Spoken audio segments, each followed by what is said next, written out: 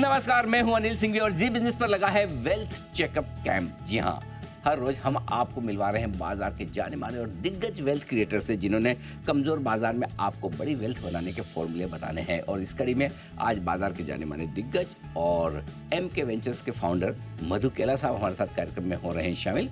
आइए करते हैं उनके साथ शुरुआत हमारी खास सीरीज वेल्थ क्रिएटर से। मिलिए।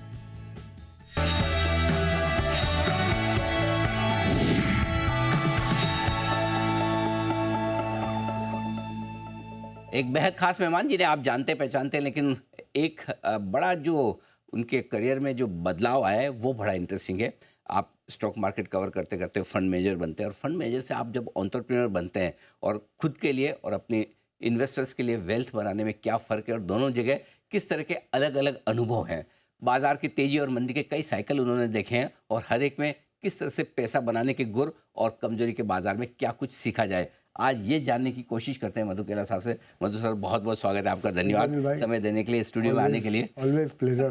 कितने हो गए होंगे लाइफ में आपने तेजी मंदी के साइकिल देखे? कोई एक गिनती है कि कितनी बार तेजी और कितनी बार मंदी देख ली? अभी गिनती एक्चुअली छूट गई अनिल भाई, क्योंकि मैं 1991 से मार्केट में हूँ, अभी 2026 में हैं हम, तो आप देख लीजिए कितने साल हो गए। 35 साल हो गए। 35 साल हो गए। 35 साल। और 35 साल में कितनी मेजर सुनामीज आ गई, कितनी माइनर सुनामीज आ गई।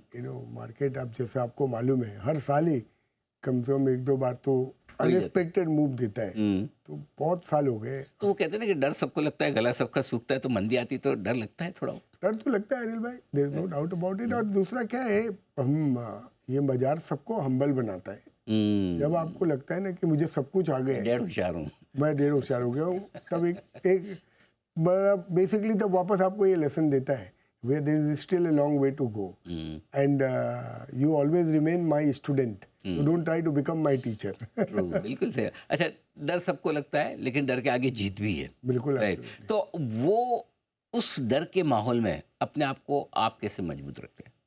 तो भाई देखो, दो तीन चीज़ें हैं। पहले तो क्या है, बिकॉज हमारी कंपनी हमेशा अच्छी रही, जैसे आपको अच्छे लोगों की संगत में। हाँ, राकेश भैया हमारे मेंटर थे। एंड तो हमने ना कभी, मैं पर्सनली कभी लिवरेज नहीं करता हूँ। अच्छा। नहीं करता हूँ। और तेजी के बाजार में वो बहुत पेन भी करता है कि लोग बताते हैं लिवरेज कर दिया, पर वो एक प्रिंसिपल बना के रखा है। तो जो अपना पैसा है अपना ही पैसा है। तो अगर आपको सब स्टॉक मार्केट का सबसे बड़ा फंडा यही है कि अगर आपको फोर्स बाइंग और फोर्स सेलिंग ना करनी पड़े, ये बड़ी चीज है। फोर्स बाइंग भी ना करनी पड़े, फोर्स सेलिंग भी ना करनी पड़े। फोर्स बाइंग आप कब करते हो, जब आप कोई थर्ड पार्टी का पैसा मैनेज कर रहे हो और बुल मार्केट में आपके पास बहुत पैसा आ जाता है, तो आपके पास चॉइस नहीं है और वो पैसे को आपको डिप्लॉय करना पड़ता है। करेक्ट। उस समय आप लेसर डेविल को खोज रहे होते हो। अच्छा, अगर घटेगा तो सब घटेंगे, पर ये मेरा वाला हो सकता है कम घटेगा। बिल्कुल ठीक बात है। और वैसे ही अगर वो फोर्स सेलिंग है, जैसे आपने पिछले 2-3 महीने में जो मार्केट देखा, राइट, उसमें कोई इन्वेस्टर थोड़ी 20-20% नीचे का कोई सर्किट लगा के कोई शेयर बेचता है। आप में थोड़ी 20-20%, तो वो तो कोई फोर्स सेलिंग है। वही मार्केट में देखने को मिले लास्ट 2-3 में। तो अगर आप खुद संयम के साथ रहो ना अनिल भाई, कि हम ना हमको फोर्स बाइंग में जाना है ना हमको फोर्स सेलिंग में जाना है, तो अगर लिवरेज नहीं है तो मैं कभी फोर्स सेलिंग नहीं करूँगा। That is point number 2। तीसरा जो पॉइंट है ना, जो मैंने बहुत फीस दे के सीखा है, मैं ऑनेस्टली बोल रहा हूँ, मैंने खुद ने बहुत सारी गलतियाँ करी है। इतना ये समझ, मार्केट को फीस दे के सीखा है कि हमको ना ये बाजार में शाना होने की जरूरत है, डेढ़ शाना होने की जरूरत है। जरा समझाइए इसको। शाना होना है लेकिन डेढ़ शाना नहीं। डेढ़ शाना होशियार है लेकिन डेढ़ होशियार। हाँ, डेढ़ होशियार आप कब होते हो ना, जब आप बोलते हो कि चलो हम ये कोई प्रमोटर को समझा देंगे और ये समझ जाएगा, या कोई धंधा ऐसा लगता है कि उसकी, जब धंधे में हमको मालूम है कि डाउट है, पर फिर भी हम होप के अगेंस्ट में होप करते नहीं, ये हो सकता है ये चल जाए, नहीं हो सकता है ये ठीक हो जाए।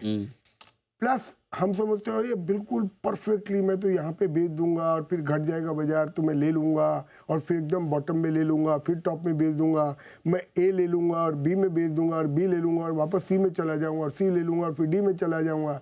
तो ये सब जो चीजें है ना, ये रेट्रोस्पेक्टिव में देखने को बहुत अच्छी लगती है कि मैं ऐसा कर सकता था। हाँ। पर अगर आप रियल लाइफ में जब करने जाते हो ना, जब आप अपने आप को बहुत ओवर एस्टिमेट करते हो शॉर्ट टर्म में, ऑलवेज अनिल भाई, ये लाइफ का अनुभव है मेरा, इन द लॉन्ग रन हम हमेशा अपने आप को बहुत अंडर एस्टिमेट करते हैं, अंडर एस्टिमेट करते हैं लॉन्ग रन में। Long run.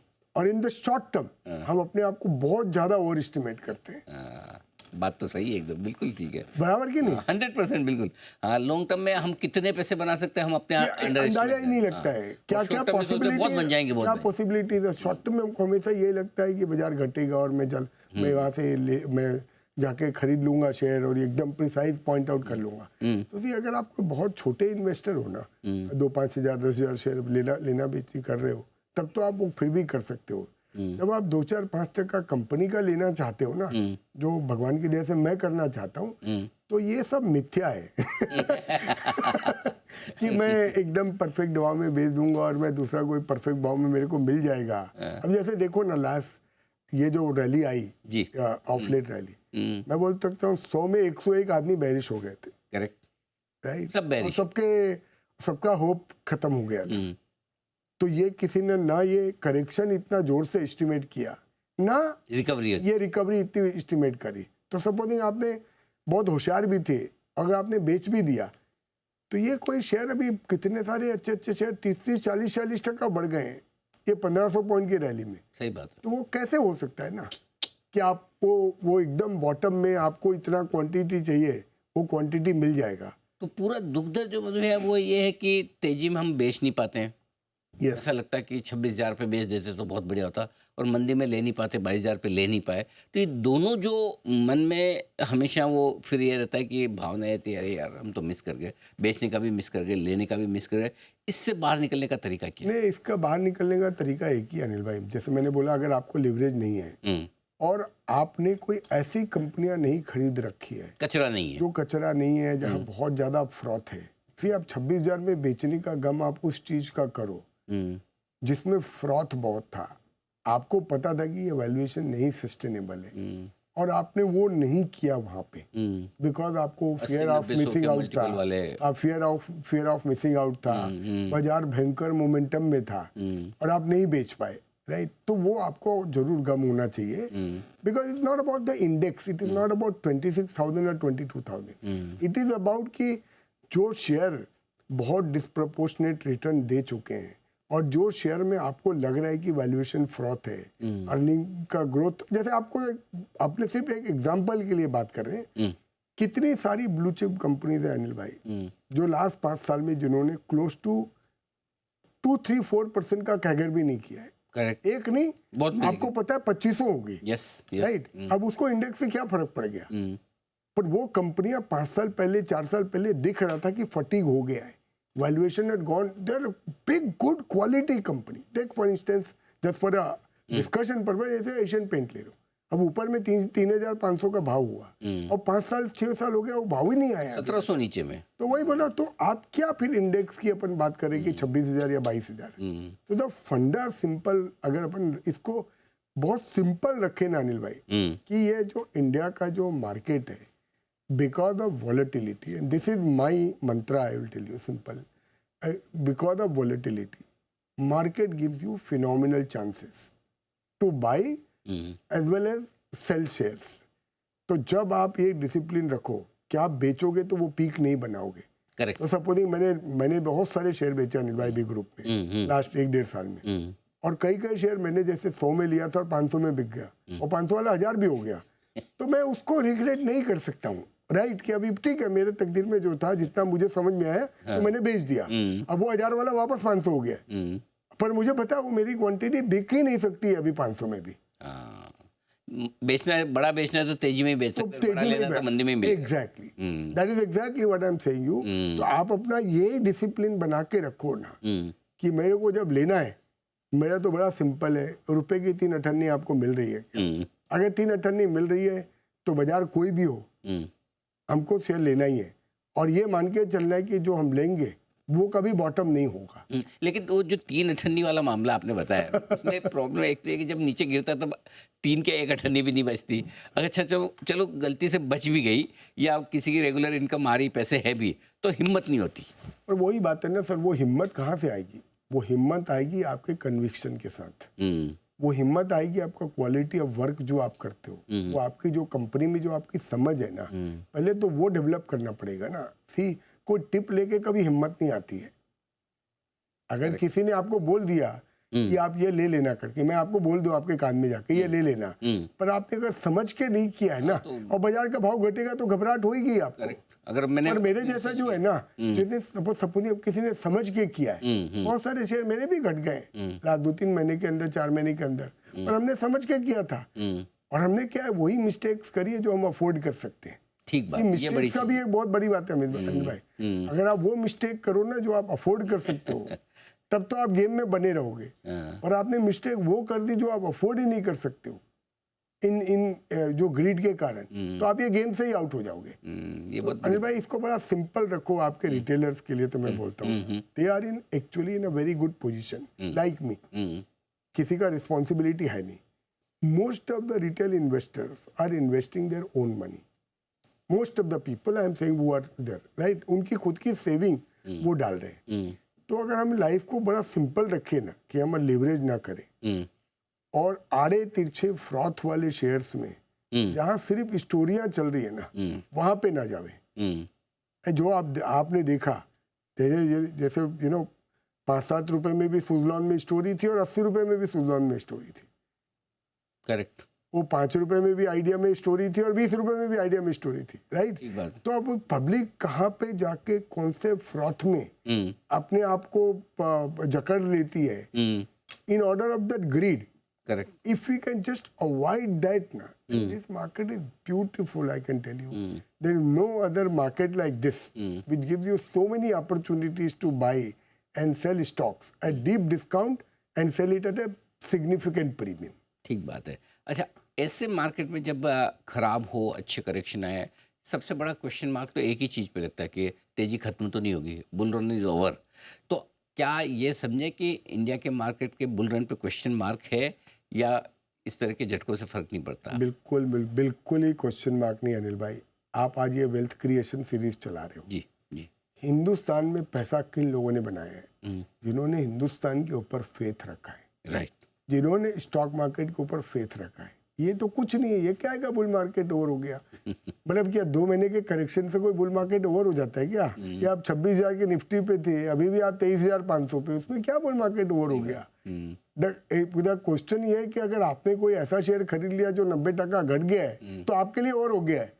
पर आप मार्केट को नहीं ब्लेम कर सकते हो ना। आपने बिना होमवर्क किया अगर वो शेयर किया है, तो अमिल भाई ये बहुत लंबा समय अपने को जाना है। अभी यहाँ पे लोग तो बोल रहे हैं ये 4 ट्रिलियन की इकोनॉमी 35, 40, 30 जो भी ट्रिलियन होएगी in the next 20-25 years. I am not even getting into those numbers. मैं तो ये बोल रहा हूँ India is full of entrepreneurs, right. हमको जो स्टोरी पकड़नी है ना, वो अच्छा सेक्टर, अच्छा एंटरप्रेन्योर और अच्छा वैल्यूएशन। Correct, right. अगर हमने ये पकड़ लिया तो there is ample opportunity for us to make money here. And I don't think anyone should fear these small corrections or confuse them that the bull market is over. कारण हमेशा correction के अलग अलग आते रहेंगे। तो आपके मेरे करियर में अपन ने क्या क्या टाइम नहीं देखा अनिल भाई। ये तो क्या है, 2008 में जब ग्लोबल मेल्टडाउन हो रहा था, जब ये बातें होनी चालू हो गई कि सिटी बैंक ग्लोबली और मॉर्गन स्टैनली भी सर्वाइव करेगा कि नहीं करेगा, हमने वो भी टाइम देखा है। हमने डिमोनेटाइजेशन का टाइम भी देखा है, हमने कोविड का टाइम भी देखा है, हमने वो पॉलिसी पैरालिसिस वाला ईरा भी देखा है, हमने ईरान इराक का वॉर भी देखा है। तो वो सबसे भी हम निकल के आए हैं, और बाजार में जिन्होंने फेथ रखा है और जिन्होंने राइट कंपनीज में इन्वेस्ट किया है, उन्होंने बहुत पैसा कमाया है। तो ये तो क्या है, ये इस बार की समस्या सिर्फ इतनी है, मतलब है कि 2 चीजें हैं। एक बार इस बार कोई ऐसा बड़ा एक्सटर्नल कारण नहीं आया जिसकी कारण था ही नहीं ना अनिल भाई, ये मार्केट ही कारण था। ये अगर आप देखोगे अपना बाजार घटा क्यों, आप भी मानोगे that there was a clear froth जो अपने कितनी बार बात भी की है, टेलीविजन पे बात की है, राइट। जी, valuations were clearly not in our favour, right. Foreign investor का सेलिंग जबरदस्त चल रहा था, करेक्ट। जो पिछले 6 महीने से चल ही रहा है, राइट। चौथा जो कारण था, क्लियरली रेगुलेटर्स वे टाइटनिंग, चाहे वो सेबी हो चाहे वो आरबीआई हो। आरबीआई ने भी कितने इंडिकेशन दिए आपको कि we are not comfortable with this personal loans etcetera etcetera, तो वहां से टाइटनिंग चल रही थी। ठीक बात है। सेबी से कितनी जबरदस्त टाइटनिंग चल रही थी, but in spite of all that, जिनको अभी खेलना था बिकॉज वो पैसा बन रहा था, तो मार्केट इस बार actually that is my biggest comfort in the market, which is what we spoke even last time, right. हम तो हमेशा तेजी में रहते हैं, तो वो एक अलग बात है, पर मैं ये बोल रहा हूँ बिकॉज तेजी में रहते हैं ना, तो people should not mistake that I M bullish on the index.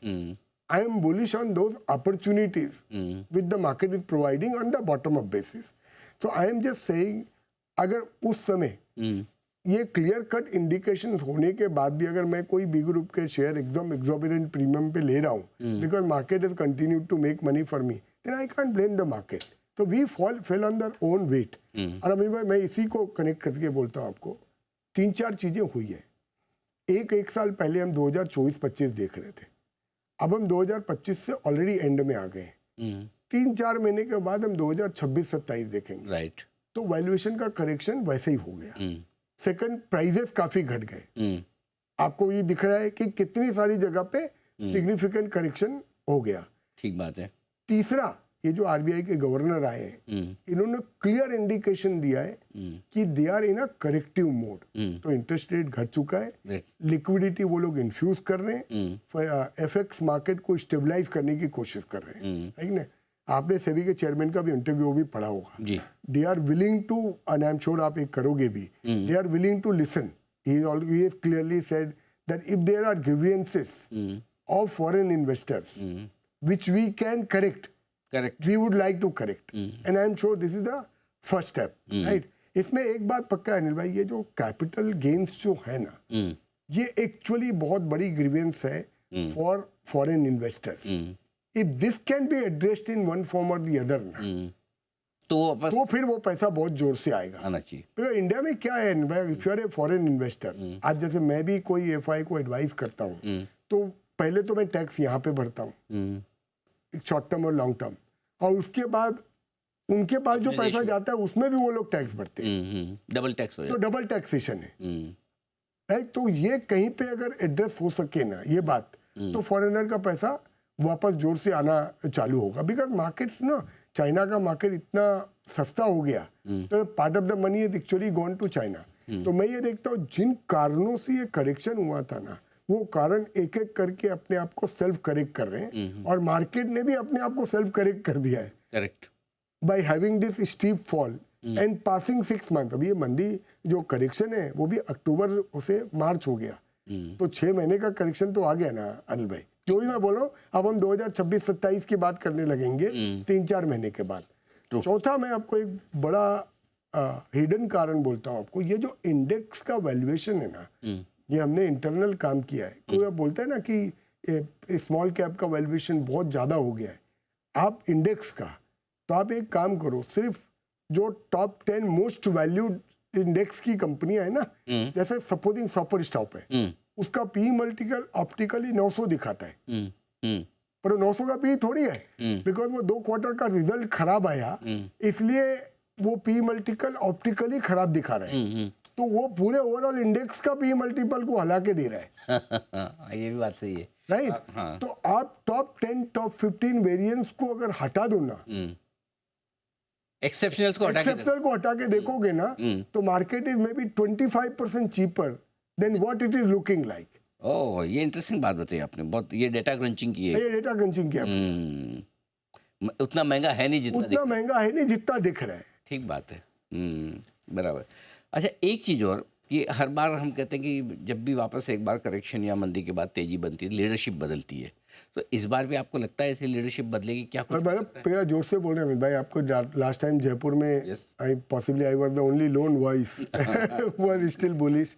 मैं आपको बोल रहा हूँ, पक्का सेक्टर लगता है, फाइनेंशियल सेक्टर में लगता है, हाँ, और खास करके एनबीएफसीज में लगता है, जहाँ पे वैल्यूएशन काफ़ी अट्रैक्टिव है। और आपने देखा भी एक एनबीएफसी में चेंज ऑफ हैंड हुआ है। तो ऐसे क्या है, अभी ये सब कारण भी बनेंगे वैल्यू क्रिएशन के लिए। तो जब सर वैल्यू बहुत डीप हो जाएगी ना अनिल भाई, लास्ट 3-4 साल से प्राइवेट इक्विटीज ने भी बहुत बेचा है इंडिया में। ऑब्वियसली वो तो स्मार्टर ऑफ द लॉट है, तो ये भी सब साइड लाइन में पैसा लेके बैठे ही है। तो अगर अपॉर्चुनिटी रियल में दिखेगी तो ये भी आएंगे। तो मुझे लगता है काफ़ी सारे स्मॉल बैंक्स, स्मॉलर एनबीएफसीज जहाँ जरूरत से ज़्यादा धुलाई हो गई है ना, वहाँ पे अच्छी अपॉर्चुनिटी है फ्रॉम अ 2-3 ईयर पर्सपेक्टिव। अगर वही है कि आप मेरे बोलने पे मत जाओ, आप अपना, अगर आप खुद कर रहे हो और आपको खुद को समझ है या किसी आदमी से आपका कनेक्ट है जिसको रियल में समझ है तो करो, अदरवाइज फिर प्रोफेशनल को दो पैसा। ठीक बात है। एक चीज़ और कि एक वो कश्मकश भी चलती है कि लार्ज कैप्स लें या मिड कैप स्मॉल कैप, आप क्या प्रेफर करते हैं इस तरह अनुराग, की मेरा तो हमेशा जो लाइफ में वर्क किया है ना, that I am not given too much weightage अच्छा। To any cap. Okay. Basically obviously last 6 months में स्मॉल कैप और मिड कैप में थोड़ा फ्रॉड था लास्ट 6 मंथ्स पहले, तो वहाँ पे उस टाइप का कोई एक्सेप्शनल सिचुएशन हो जाए तो बात अलग है। पर at this point of time you can find opportunities which are very compelling even in large cap, right. पर वहाँ पे आपका रिटर्न आपको मॉडरेट एक्सपेक्टेशन करना पड़ेगा। पर अगर आपके पास कैपेबिलिटी है रियली डिग डाउन करने का, तो इवन मिड और स्मॉल कैप में there are many opportunities. I as an investor are always more incline to look at mid-sized companies now, not very small companies, not very large companies, which can give me the protection of capital as well as जो मेरे को थोड़ा growth normal large cap company से ज़्यादा बेहतर मिल जाएगा। ठीक है। आखिरी सवाल, जो लोग 2020 के बाद मार्केट में घुसे हैं उनके लिए पहला, प्राइस वाइज और टाइम वाइज दोनों करेक्शन पहली बार आए, सितंबर से लेके मार्च हो गया और प्राइस वाइज भी अच्छे खासे ऊपर से गिर गए, उनके लिए क्या एडवाइस है, क्या गोल्डन वर्ड्स है आपकी तरफ से? गोल्डन वर्ड 3 ही है, that believe in the market. ये यहाँ पे ये कुछ छोटे मोटे झटके से कोई बुल मार्केट खत्म नहीं हो रही है। Perfect, that is point number 1। Point number 2, ये आपका हार्ड अर्न पैसा है, तो इसको आप अपनी सोच समझ से बहुत अच्छी प्रकार से, बिना ज़्यादा ग्रीड और बिना ज़्यादा फियर साइकिल में गए हुए, इसको बहुत अच्छी प्रकार से सोच समझ के इन्वेस्ट करो। आप 5,000 रुपए की शर्ट लेते हो अनिल भाई, 4 दुकान में जाते हो, अगर महंगी लगती है तो, ठीक बात है, राइट। 5 लाख के शेयर लेने के लिए आदमी 1 सेकंड ब्लिंक नहीं करता है, किसी ने कुछ बोला और मैंने ले लिया। That is not the investing approach should be, right. And the third, always believe that this is a bottom up market. अच्छा, राइट। एंड अगर आपने राइट सेक्टर पकड़ लिए और राइट सेक्टर में आपने बॉटम अप अच्छी कंपनी पकड़ ली ना, तो I think there is plenty of wealth to be created. What we have seen in the last 25 years, जो आप देख रहे हो लास्ट 5 साल में आपने अपनी आंख के सामने देखा है जी। मुझे लगता है ऐसी अपॉर्चुनिटीज बहुत मार्केट में आएगी। फॉरगेट इंडिया मार्केट अनिल भाई, आप यूएस जो डेवलप्ड मार्केट है जहाँ ट्रिलियंस ऑफ डॉलर की इकोनॉमी है और ट्रिलियंस ऑफ डॉलर के मार्केट कैप है, वहां पे भी लोगों ने कितने गुना किया पैसा इन द लास्ट 5 ईयर्स। ठीक बात है, बिल्कुल। समथिंग लाइक ए फेसबुक, उसमें भी भाव 6-7 गुना हो गया फ्रॉम द बॉटम। तो ये मार्केट का नेचर है, अगर आप लगे रहोगे तो पैसा जरूर बनेगा। बिल्कुल ठीक बात है। तो तेजी का मार्केट है, छोटे मोटे करेक्शन आते रहेंगे, उससे घबराना नहीं है, सोच समझ कर पैसा लगाएं और ये सोच कर लगाएं कि मार्केट के बॉटम के करीब है तो फिर आप राइट सेक्टर, राइट शेयर चुनेंगे तो इस मार्केट में भी आपकी वेल्थ अच्छी खासी बनेगी। ये गोल्डन वर्ड्स मधु केला सर की तरफ से बहुत बहुत धन्यवाद sir, thank you so much studio में आने के लिए और हमारे दर्शकों का मार्गदर्शन करने के लिए। तो इस खास शो में आज के लिए इतना ही, मुझे दीजिए इजाज़त, नमस्कार।